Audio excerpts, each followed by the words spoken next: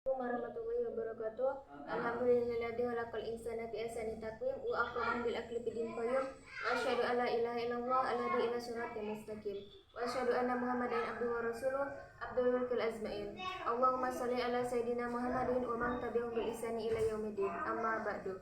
Yang saya hormati Hadimul Madrasatul Ilm Pondok Siradah Kalam Sipa Banten Indonesia, yakni Abi Abdul Said Al-Bantani beserta keluarganya. Semoga tetap dalam ampunan Allah Subhanahu wa taala, berkah ilmunya, rezekinya dan dikabul segala hajat-hajatnya. Amin amin ya Allah ya rabbal alamin. Hadirin, perkenalkan nama saya Lulu Rizki, santri Pondok Siradah Kalam Sipa Banten Indonesia. Dalam kesempatan ini saya akan sedikit bermuhadarah yang berjudul Qanaah.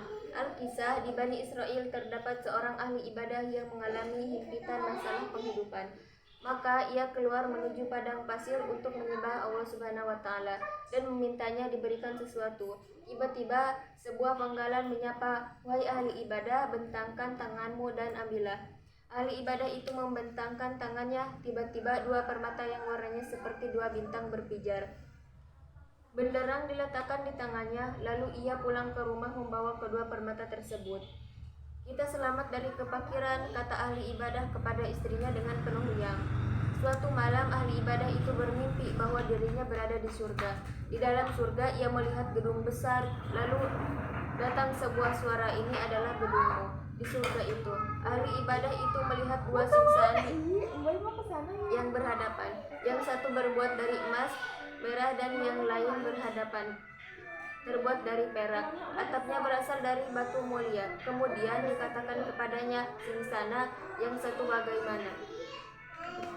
Dan singsana yang lain dipemutuskan istrinya. Ahli ibadah itu melongok ke bagian atapnya. Tiba-tiba terdapat satu tempat berlubang seukuran dua permata. Ia berkata, "Apa yang terjadi dengan bagian yang berlubang ini? Sebenarnya itu tidak berulang, hanya saja engkau tergesa-gesa memperoleh dua permata. Itu di dunia. Dua tempat yang berlubang tersebut adalah tempatnya seperti sebuah suara." Ahli ibadah itu sadar dari tidurnya dan menangis. Ia memberitahu istrinya, "Berdoalah kepada Allah Subhanahu wa taala dan mintalah kepadanya agar dua permata itu dikembalikan ke tempatnya, yaitu ke padang pasir," saran si istri. Dengan kedua permata yang berada dalam pengenannya, ia berdoa penuh harapan dan sungguh-sungguh kepada Allah Subhanahu wa taala agar kedua permata dikembalikan ke tempat asalnya.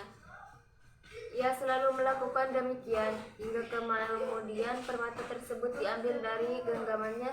Setelah itu ia dihampiri sebuah panggilan, "Kami telah mengembalikan kedua permata itu ke tempatnya." Atas terkabulnya doa itu, ahli ibadah itu memuji Allah Subhanahu wa taala. Mungkin itu saja yang bisa saya sampaikan. Kurang dan lebihnya mohon maaf. Wabillahi taufiq wal hidayah. Wassalamualaikum warahmatullahi wabarakatuh.